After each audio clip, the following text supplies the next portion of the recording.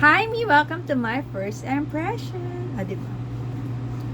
Yun, bumili ako ng aqua boots kasi para pag may swimming, hindi na tayo mahihirapan pa, diba? Kasi minsan hindi naman natin maasahan, bato-bato yung mga dagat, madami. Yung dagat, o kaya may bubog, hindi natin makita, may sea urchin. Para makaiwas naman sa aksidente, ito na. Ito na ang sagot dyan.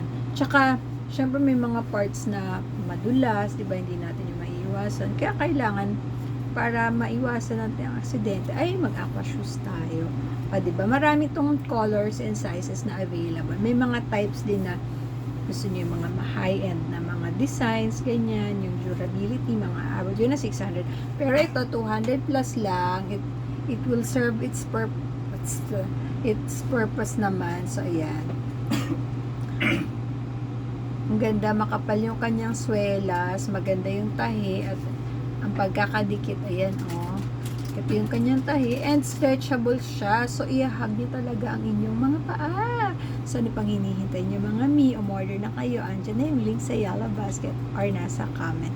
Get yours now!